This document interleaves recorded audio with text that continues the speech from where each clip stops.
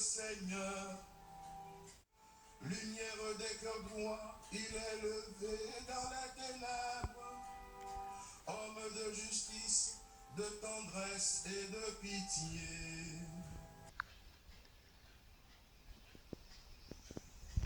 Je vous donne un commandement nouveau, dit le Seigneur. Aimez-vous les uns les autres comme je vous ai aimés.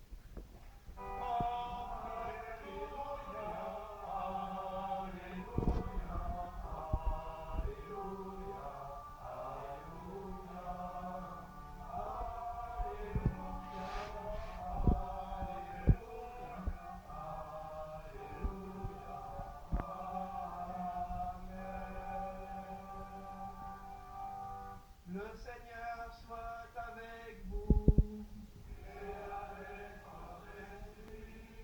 Évangile de Jésus-Christ selon saint Matthieu.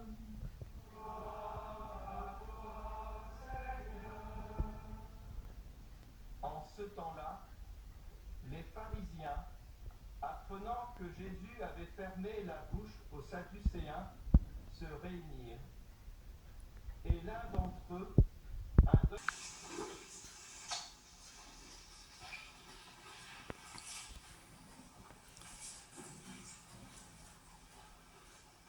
Frères et sœurs normands, et vous tous qui priez en communion avec nous ce matin à la grotte de Massabielle, ou qui nous rejoignez par la magie des réseaux sociaux, qui d'entre vous, qui d'entre nous, au cœur de notre monde menacé de toutes parts par la violence et les épreuves, ne cherche-t-il pas le bonheur ? Il est fort probable qu'un certain nombre d'entre nous sont venus à Lourdes pour un temps de repos, se reposer, se poser à nouveau sous le regard de Dieu en compagnie de Marie et de Bernadette. Nous savons tous que pour cela, Lourdes est un lieu magique. Avez-vous remarqué que les textes de la parole de Dieu que nous venons d'entendre en cette fête de Saint-Louis nous présentent une feuille de route vers le bonheur? Heureux qui craint le Seigneur, qui aime entièrement sa volonté. Il s'agit de vivre sous le regard de Dieu et d'inscrire en haut de la page, au tout début de notre démarche, l'amour de Dieu et la recherche de sa volonté. Avec les pharisiens de l'Évangile, nous sommes nombreux à nous poser la question: quel est le grand commandement? C'était déjà la question de ceux dont parlait Isaïe dans la première lecture. Je me permets de lire les versets qui précèdent tout juste ceux que nous venons d'entendre au chapitre 58 du livre d'Isaïe. Je cite: « Ils viennent me consulter jour après jour, ils veulent connaître mes chemins, ils me demandent des ordonnances justes, ils voudraient que Dieu soit proche. Quand nous jeûnons, pourquoi ne le vois-tu pas? Quand nous faisons pénitence, pourquoi ne le sais-tu pas ?» Et le prophète répond: « Ce n'est pas en jeûnant comme vous le faites aujourd'hui que vous ferez entendre là-haut votre voix. S'agit-il de courber la tête comme un roseau, de coucher sur le sac et la cendre? Appelles-tu cela un jeûne, un jour agréable au Seigneur ?» Et alors arrivent les conseils que nous avons entendus dans la première lecture. Vous aurez sans doute remarqué qu'ils sont tous orientés vers le partage, le service du prochain et la défense des pauvres et des opprimés. Il s'agit de ne pas se dérober à son semblable. Dieu ne comprend et ne reconnaît l'intérêt que nous avons pour lui que dans notre manière de prendre soin de notre prochain, quel qu'il soit. Qui que nous soyons, roi de France comme l'était Saint Louis, évêque prochainement à la retraite comme l'est notre frère Jean-Luc qui préside cette célébration, ou encore en exercice comme mon frère Dominique et moi-même, que nous soyons brancardiers, pèlerins, voire simples touristes de passage, que nous soyons en pleine possession de nos forces physiques ou profondément limités dans nos actions au quotidien, Dieu nous invite à la rencontre et à la reconnaissance mutuelle. Il est vrai que dans un pays qui, dans sa législation, érige désormais le suicide assisté et l'euthanasie comme un acte de soi-disant fraternité, il devient de plus en plus difficile de s'y retrouver et de vivre en chrétien. Cela exige de nous une plus grande vigilance et un vrai retour aux sources de l'Écriture sainte et du magistère de l'Église. Alors prenons cela comme un appel. Subtilement, on voit se développer dans les cœurs et les intelligences l'idée que certaines vies ne valent plus la peine d'être vécues et deviennent même un poids dont il faudrait se débarrasser au nom d'un soi-disant réalisme pragmatique. Nous entrons là sur une pente terriblement savonneuse. Progressivement et insidieusement, on voit et on entend des personnes effectivement diminuées dans leur capacité par l'âge ou les problèmes de santé, se culpabiliser peu à peu d'exister. À quoi bon vivre si je ne suis plus qu'un poids pour mon entourage? Inéluctablement, ce qui est présenté par les défenseurs de l'euthanasie comme un soi-disant droit à mourir dans la dignité évolue vers un véritable devoir de partir pour ne pas déranger. Ne nous laissons pas entraîner sur ce chemin mortifère. Le pape François, pourtant, nous avait clairement avertis dans son encyclique Fratelli Tutti, nous alertant sur le fait que notre culture devient de plus en plus une culture du rejet, voire du déchet, dans laquelle, disait-il, je cite, « les personnes ne sont plus perçues comme une valeur fondamentale à respecter et à protéger, surtout celles qui sont pauvres ou avec un handicap, et cela va, écrivait-il, de celles qui ne servent pas encore comme les enfants à naître ou qui ne servent plus comme les personnes âgées. » Fin de citation. Nous aurons bientôt l'immense joie d'accueillir le pape Léon dans notre beau pays.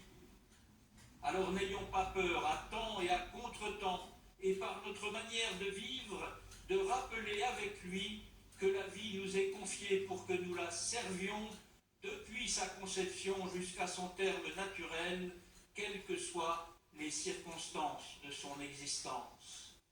Sinon, quoi qu'on ait, elle ne l'est pas dans la famille humaine. Tout homme, toute femme est une histoire sacrée, parce que tout homme, toute femme est un frère ou une sœur que Dieu me donne et à qui Dieu me donne.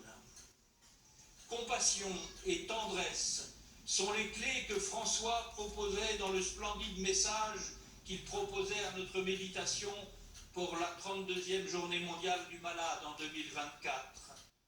Encore une fois, je cite, « Prendre soin de la personne malade, prendre soin de ses relations, de tout monde que dans le frère ou la sœur qui semble avoir besoin de nous, se dévoile plutôt celui dont nous avons besoin pour exprimer le meilleur de nous-mêmes. Ce meilleur, enfoui depuis toujours au plus profond de nous-mêmes, c'est l'image que Dieu y a imprimée pour qu'elle puisse ensuite s'exprimer dans la rencontre et dans l'amour. Oui, frères et sœurs, nous sommes faits pour aimer et pour aimer à la manière de Jésus, c'est-à-dire aimer comme Dieu tout en étant fils ou fille d'homme. Bâti pour l'amour et conçu pour aimer, frères et sœurs, le cœur ferme, appuyons-nous sur le Seigneur. Ne nous dérobons pas à notre semblable. Alors oui, notre lumière jaillira comme l'aurore et nos forces reviendront au cœur de nos déserts, des déserts de notre monde enténébré. Aimons le Seigneur notre Dieu de tout notre cœur, de toute notre âme et de tout notre esprit, et aimons notre prochain comme nous-mêmes. De ces deux commandements dépend toute la loi ainsi que les prophètes.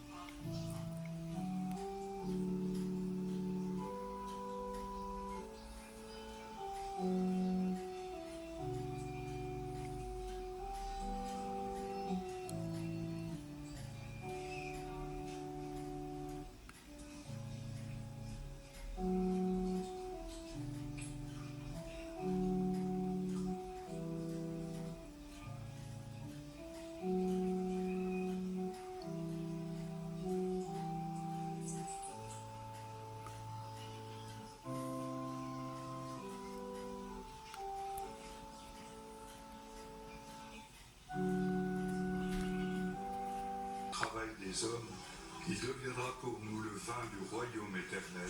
Béni sois-tu maintenant. Humbles et pauvres, nous te supplions, Seigneur, accueille-nous, que notre sacrifice en ce jour trouve grâce devant toi. Lave-moi de mes fautes, Seigneur, de mon péché.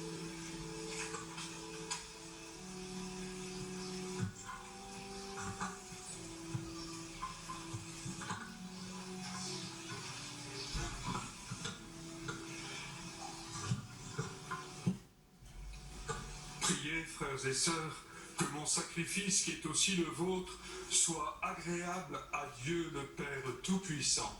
Laissez le Seigneur reçoive de vos mains ce sacrifice agréable et à gloire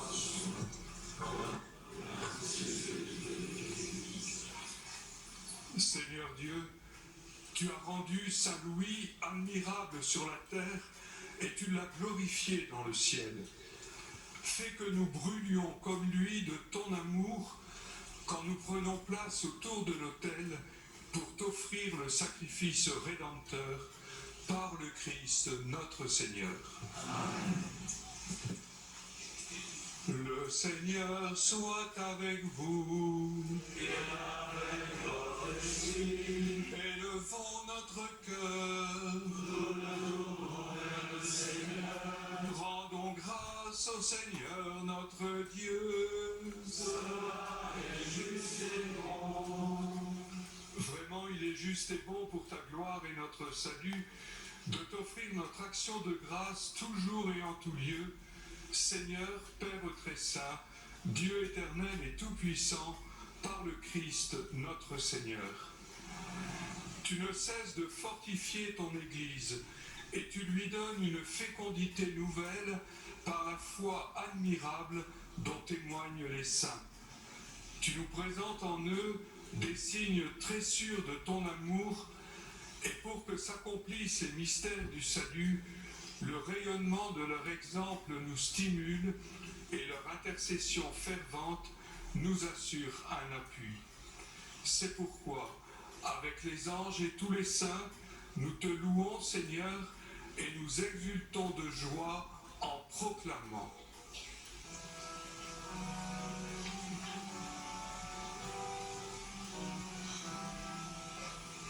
Saint le Seigneur, le Dieu de l'univers, Saint des cieux, Hosanna au plus haut des cieux. Saint le Seigneur, le Dieu de l'univers, Saint le Seigneur, le Dieu de l'univers. Béni soit celui qui vient au nom du Seigneur. Hosanna au plus haut des cieux. Hosanna au plus haut des cieux. Saint le Seigneur, le Dieu de l'univers. Saint le Seigneur, le Dieu de l'univers.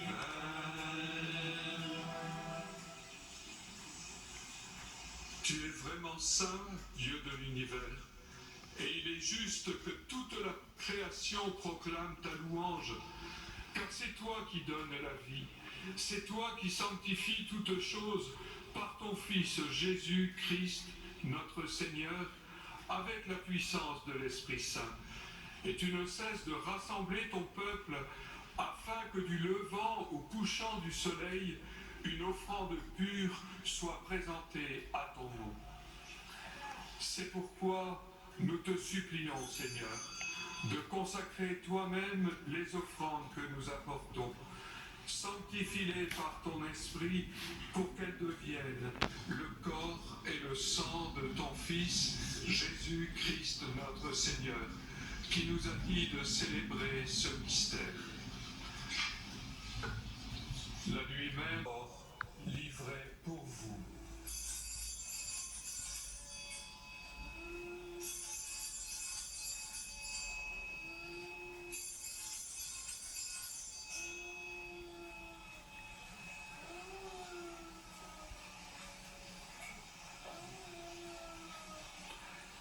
De même, après le repas, il prit la coupe.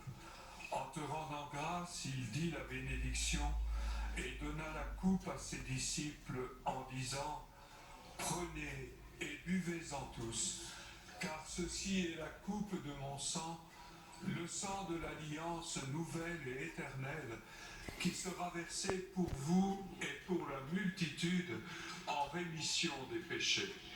Vous ferez cela en mémoire de moi.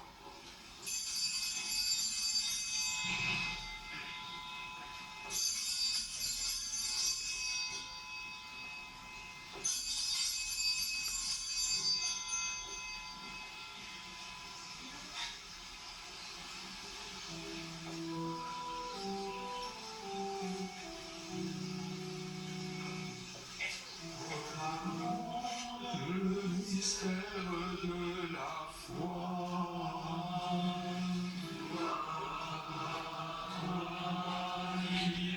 Et notre évêque Jean-Marc, l'ensemble des évêques, les prêtres, les diacres et tout le peuple que tu as racheté.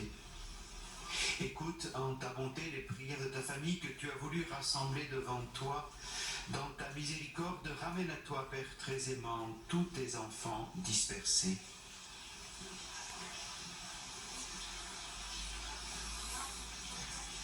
Pour nos frères et sœurs défunts, particulièrement ce jour pour Stanislas Lalanne, évêque émérite de Pontoise et ancien évêque de Coutances, et pour Nicolas Courtois, dont c'est l'anniversaire du décès,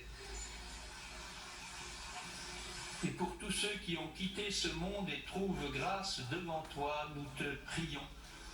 En ta bienveillance, accueille-les dans ton royaume, où nous espérons être comblés de ta gloire, tous ensemble et pour l'éternité, par le Christ notre Seigneur, par qui tu donnes au monde toute grâce et tout bien.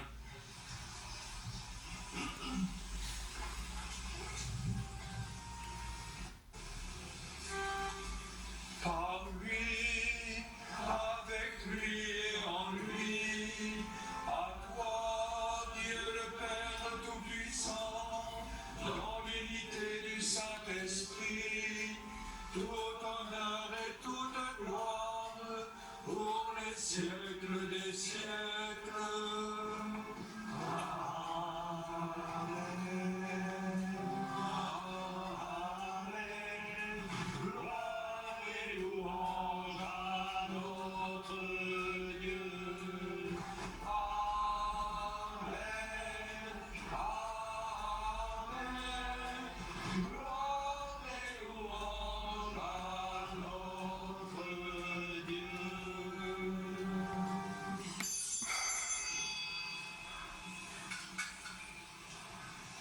Appelé à la suite du Christ à témoigner du vrai visage de Dieu, non pas un Dieu lointain, mais un Dieu proche qui nous rejoint, un Dieu Père, nous reprenons ensemble avec confiance la prière que Jésus nous a apprise. Notre Père, qui es aux cieux, que ton nom soit sanctifié, que ton règne vienne, que ta volonté soit faite sur la terre comme au ciel. Donne-nous aujourd'hui notre pain de ce jour. Pardonne-nous nos offenses, comme nous pardonnons aussi à ceux qui nous ont offensés, et ne nous laisse pas entrer en tentation, mais délivre-nous du mal. Délivre-nous de tout mal, Seigneur, et donne la paix à notre temps. Soutenus par ta miséricorde, nous serons libérés de tout péché, à l'abri en toute épreuve, nous qui attendons que se réalise cette bienheureuse espérance, l'avènement de Jésus-Christ, notre Sauveur.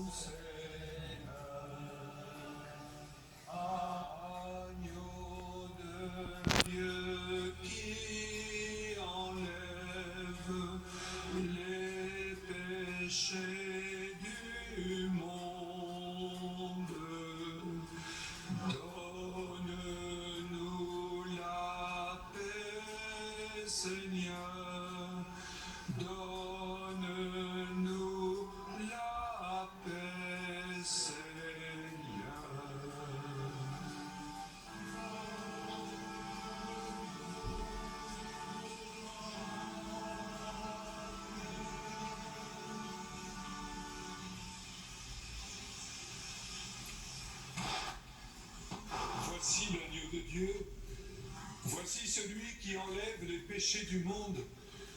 Heureux les invités au repas des noces de l'agneau. Seigneur, de te recevoir, et dis seulement une parole et je serai guéri.